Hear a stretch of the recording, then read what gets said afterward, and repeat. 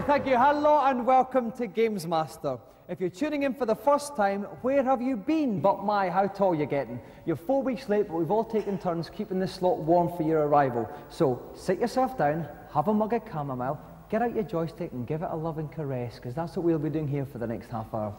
Right, to kick off tonight's little foray, let's call up the Galactic Scoutmaster himself, the GamesMaster. Greetings. I'm delighted that you've chosen to join me again here at the fertile fount of game-playing challenges. We begin tonight with a truly anarchic escapade on a game called Road Rash.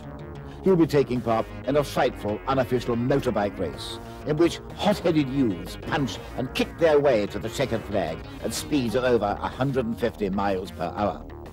The challenge is to come first on the Redwood Forest stage. I'm afraid to say that amidst this rowdy rebel, he'll need to ride with Beelzebub at your wheels. And revving up the aisle with his hands on his throttle for this challenge, having burned rubber all the way from Dartford, Richard Wiltshire.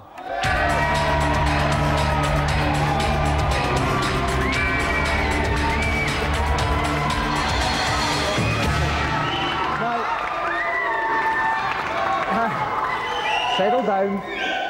Now, Richard, you've never actually played this game before, but you're a bit of a biking boffin, aren't you? Yep, I've played something on the Amiga, and it's a good racing game, and I enjoyed that. I'm good at that, so I reckon I can handle this. OK, now in this game, you've got to kick, punch, generally get a bit dirty. Can you handle that? Well, I think so. Also, Hang On, there was a cheat mode where you use a machine gun, but I've never used my bare fist before. OK, if you'd like to sit yourself down in a hot seat, we'll get ready to play, Richard. And riding pillion with me in the pulpit, no stranger to leathers himself, is Sega Power's Neil West. Welcome, Neil. Thanks, Dominic. Now, Neil, a bit different from your average bike game, this. What general tactics can you give Richard? Okay, it's great fun beating up the opposition, but it does waste time, yeah? It's quite a short race, so he's got to get to the front early, so if he can overtake, then do so. But if he does have to get rough, then try and grab the stick off one of the other riders. Right, we'll look forward to that. OK then, Richard. Punch, kick, overtake your way through 14 other competitors to win the race. Are you ready? Yeah. Rev up your bike and start the race. OK, and off goes Richard. We can see, oh, he just Straight into the smacked someone there right from the start there. We obviously know what Richard's aiming to do in this race. No problem at all. Right, if you notice in the bottom right-hand corner, the number that was 15 is now up to 14. That's showing his place, yeah? He knows there's 14 other riders, now 13 other riders still ahead of him. He's whacking them about. He's now chasing Sid. He's fighting pretty rough. Is Sid going to be a problem to him? Sid shouldn't be a problem. The guy to watch out for is a guy called Biff. He's got a baseball bat. Right. He'll do his best to swing at you with it, but the trick is my a little bit of air there. Not Sid that just much lost it. One of them. Just did the business. Oh, he's a car in front. No, he just managed to dodge that one. You do not want to go into the back of a car. It's bad news. OK, now he's coming out on Dread here. That's right. Ominous sounding character. Smacked him in the face, and he's out of the race. He is. As you see, Dread went down to half energy. If he'd taken another hit, it would have fallen off. It's really quite good because the other riders actually have their own characteristics. Some are nice, some are nasty. Some will get in your way, some will try and block you, some will get out of the way for you. OK, so we're just over a third of the way through the race. He's in ninth. Oh dear! Down he goes. My word! Right, he's now going to run to his bike, get on it quickly and rev away. Pulls a wheelie and off he goes. And of course he's lost a lot of time there. Costing time. More importantly, the riders who are behind him now have the chance to overtake again. So look at he's safely missed that one. Another thing he's got to watch out for. Another thing he's got to watch out for is policemen. The last thing he needs right now is to be picked up by the fuzz. It's very painful. OK, he's coming back on Sid again now. Is he going to smack him? Yes. Oh my God, he took a bit of a wallop there. Down goes Dread. Look in the rearview mirror, you can see Dread tumbling away in the bottom right-hand corner of the screen. He's now really got to concentrate. He's got to take a few chances, perhaps, and just do his best to get ahead. OK, so 7th position, there's about a mile and a half to go. Not too much time to come first. Not too much time at all. There you go. Someone just took a fall. Gained him an extra place. He's in 6th on the tail of Rex. And he's coming up on Rex. I think he's going to give Rex a hefty smack in the face here. And down goes Rex. Into 4th place. In the 4th place, it's getting very, very tight. He's got about a mile to go at the most. Rich is going at full weight. There's two in front of him there, actually. Could be coming up in a second here. One. He's up there. He's coming in 2nd place. Could he go in 1st place? Just went out flat. So Richard finishes in 2nd place, but it's not good enough to win the challenge. Hard luck, Richard. Now,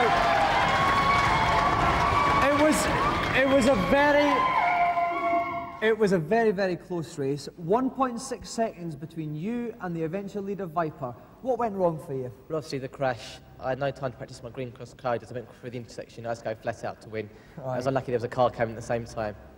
Okay, well, unfortunately, we can't offer you our prize, but have you enjoyed coming to play GamesMaster? It's been a great laugh. Well, we've enjoyed seeing you streak through the forest, Richard. Ladies and gentlemen, our gallant loser, Richard Wiltshire.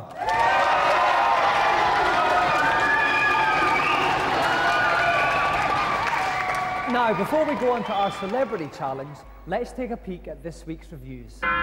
This week, it's fantasy role-playing games. First up, return to the time when dinosaurs ruled the Earth and Mars bars were only 10p in Shadow of the Beast. Lovely graphics, nice backgrounds, nice animation, but the gameplay sucks a bit, and after a while you just get a bit jarred off. Looks good, plays fast, but doesn't offer anything new in the final analysis. It's a bit of a disappointment. It's got a big name, but not the gameplay to back it up.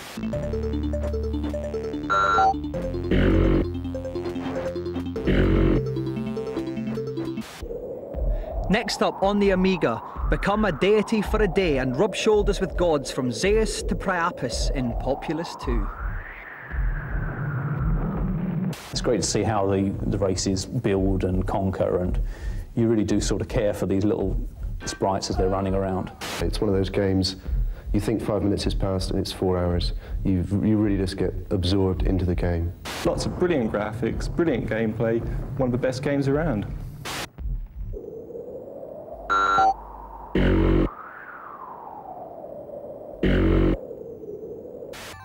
Finally, on the PC, a medieval romp around ye olde merry England in King's Quest V.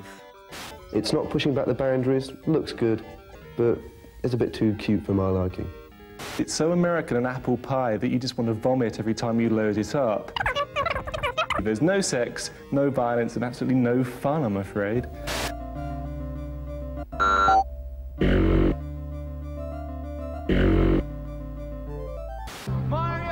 He's back. And now for this week's feature. The battle for the British console market is fiercer than ever, with Nintendo and Sega locked in a multi-million-pound advertising war. Sega marketing supremo Philip Ray had a wee chat with us about Sega's battle plan. I think Nintendo probably take a more Unilever type approach to marketing, which means that they are probably more conservative. We like to do things which are a little bit off the wall and a little bit rebel, because we feel that the Sega brand needs to be seen to be street cred. If any one man is responsible for the street cred appeal of Sega's hardware, it has to be Jimmy, the swarthy game-playing star of Sega's campaign. Well, can't play Super Monaco all day long. Not unless you have one of these. Jimmy is a hero. He always gets the women. He's brilliant at playing Sega games. If he played pool in the pub, he'd win. He's probably got a Harley-Davidson bike, and he's probably a brilliant surfer in California. So with all those things, I think every man would love to have those qualities. Maybe, but Jimmy's creators were hopelessly wrong with their early ideas of how a game-playing hero should look. It was horrifying, because we got it so horribly wrong. Our character was long-haired, rough, a bit dirty, and all the kids came back saying that they thought that sort of person was a bit of a granddad, really. And they wanted someone much more clean-cut and much younger. The revamped Jimmy now lives in his customised trailer from where he spearheads Sega's assault on Nintendo and the British market. It's a battle which looks set to run well into the 90s. Game over, sunshine. So, some sound advice on where to put your pennies. Now it's time for our celebrity challenge, and we'll go over to GamesMaster to find out what it is. Welcome back. I hope you weren't put off by the rather violent nature of my first challenge, as I'm sorry to say my second offering is also not in terribly good taste.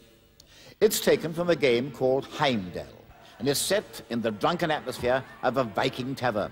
You have 2 minutes in which to throw an unlimited number of axes to sever the maiden's 8 blades and save her from the bawdy Vikings. But beware, because you're somewhat sozzled. The cursor is extremely volatile, so you'll need to muster all your wits to release the axe at the correct moment. Good luck, young man. A fair maiden's honor is resting on your aim. Now, the competitor on this challenge requires a steady throwing arm and bags of confidence. Who better than the greatest darts player in the history of the game, 5 times world champion, Eric Bristow?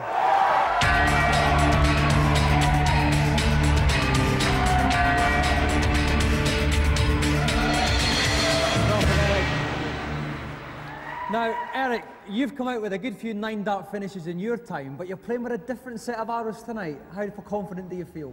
That's a different game. I've had a practice at it, but I'm not brilliant at it. But I'm looking forward to it. It's different, isn't it? Right, now we have to say it's quite difficult to control because being a Viking, you've had a night on the tiles and you're a bit full with alcohol. Will this affect your throwing? Well, I'm used to a night on the tiles, but I mean, not had too much alcohol, especially when you throw hatchets, you know what I mean? It's a bit more dangerous then. That's for sure, yeah. Okay, if you want to see if the crafty Cockney can rescue the maiden, or will his arrows go all over the place, join us after the break.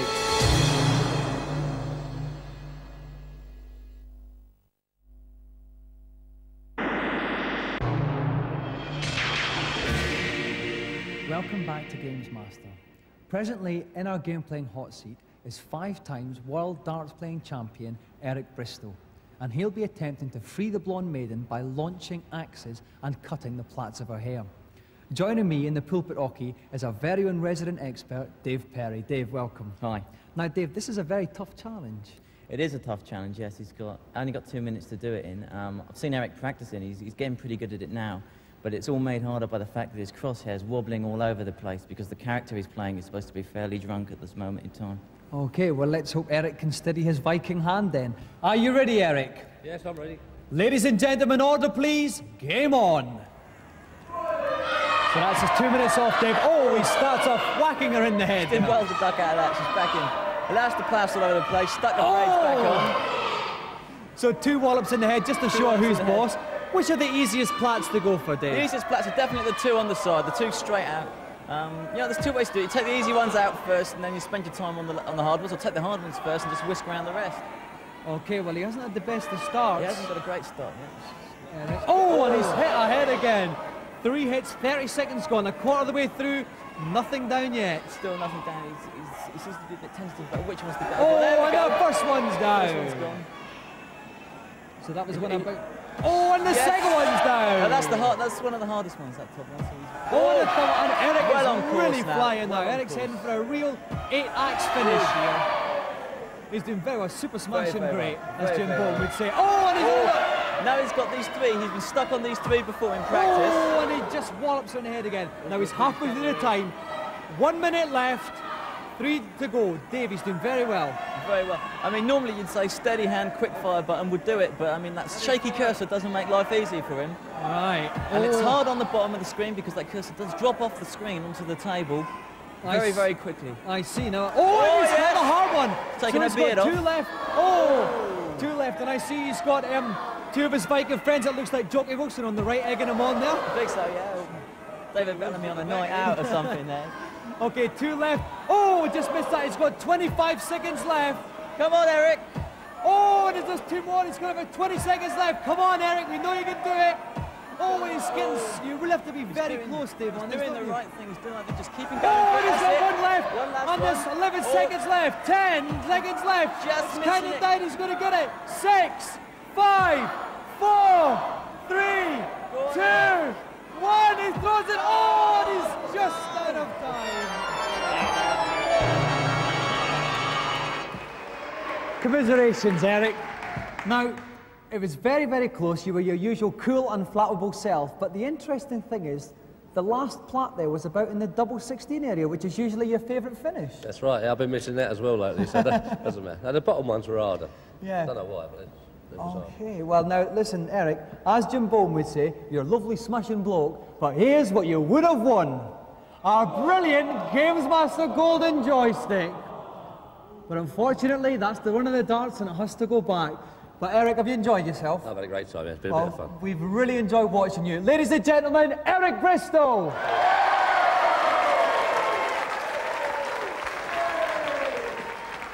Now, perhaps with a couple of tips and cheats, Eric could have completed one of his famous 9-dart finishes. This is the part of the show where you can get your exclusive tips and cheats in the GamesMaster's Consultation Zone.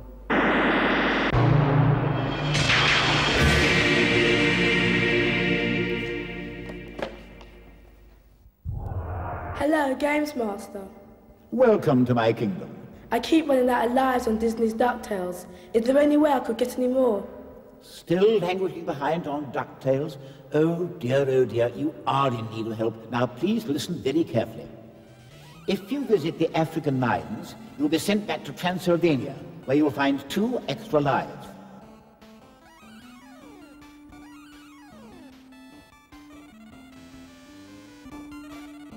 You can then return to Duckburg through the mirror at the start of the level.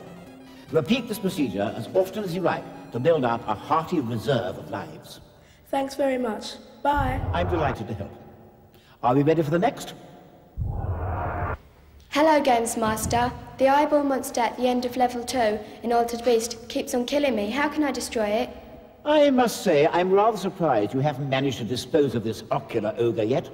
All that's required is a little courage and nerve. Simply get as close to the monster as possible, then activate your force field. The eyeball monster will then be out of sight, out of mind. Thanks, bye. Who's next up, I wonder? Hello. Hello, and nice to see you. Now, what can I do for you? I've been trying for hours, but I cannot kill the wart in Mario 2. Could you help me? Simple, dear boy. Catch the vegetables which come out of the pots and throw them at Wart. 6 vegetables in his mouth will defeat him. Thank you very much. Goodbye. Right, you are. I think that's probably enough advice for 1 week, but if you have any queries, you know where to come.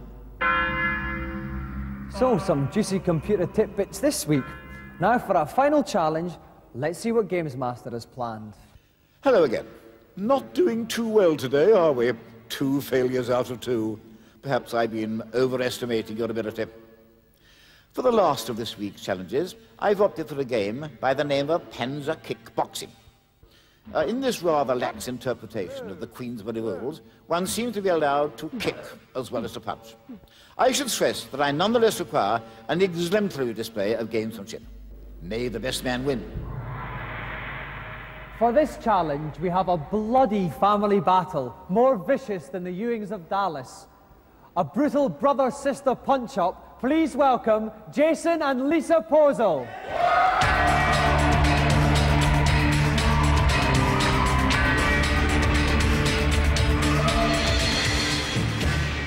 Now, Jason, if I turn to you first, how much practice have you had at the game? I haven't had that much, but I think I can beat her anyway. Okay, so you really fancy your chances against your sister? Yeah.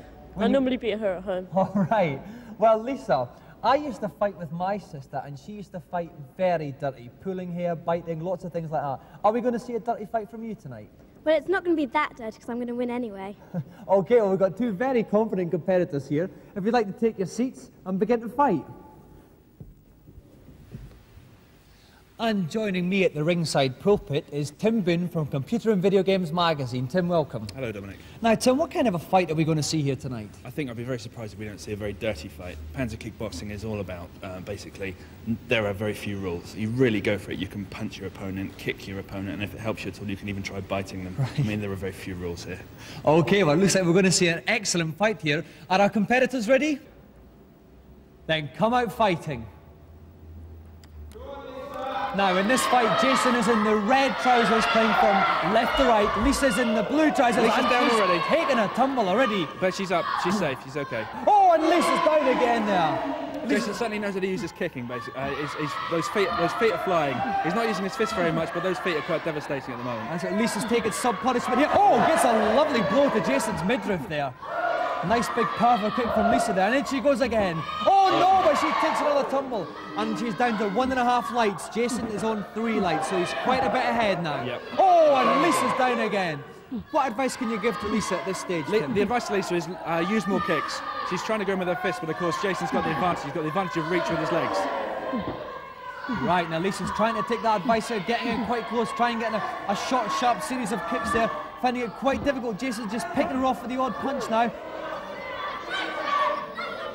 3, 2, 1, and it's the end of the first round, and we think Jason is slightly ahead on points. Certainly, Jason played the clever boxing there. So it's the final round, and they're on 2 lights each, so it's all even now, everything to play for. Lisa lodges in with a flying roundhouse kick, doesn't quite come off there. Oh, and she connects there, lovely. Oh, and another one in the midriff. Lisa's coming back like a devil here, Tim. Absolutely, Lisa's... Oh no, just as I say that, she's down. Oh dear, Lisa's got to get turning round here. Oh, nicely on the other side of her opponent. And they're just ducking and weaving all around, dodging each other. Oh, Lisa connects. Oh, and Jess is down to 1.5 lights here. This is getting very exciting now. Oh, and Jason strikes back with a flying roundhouse kick, which leaves Lisa flying. It's very, very close here. Lisa's on 2 lights, Jason's on 1.5. There's 23 seconds left. We're looking for one knockout blow from one of the contestants now. One kick or one punch could sort this and decide it completely.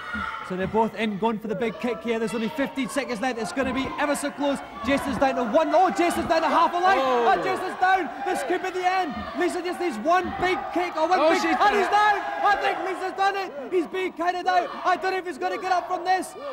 Is he going to get up? He's just up from that. And there's 7 seconds left. He's down again. I think he's out for the count here. And the referee has counted Jason out. They're selling advertising on the soles of his shoes, basically. And the crowd are counting him out. And I think that Lisa has won.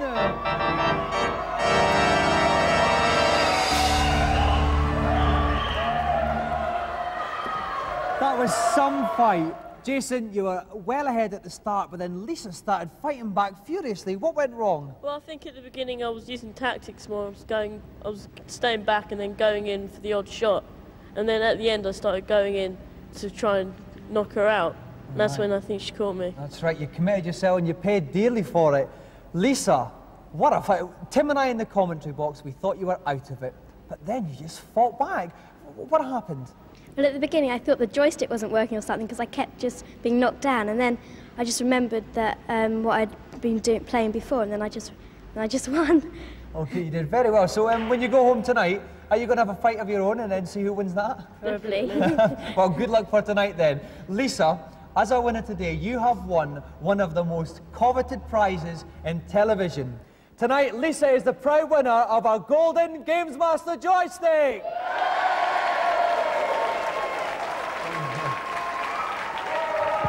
Please give another round of applause to Jason and Lisa Pozzo.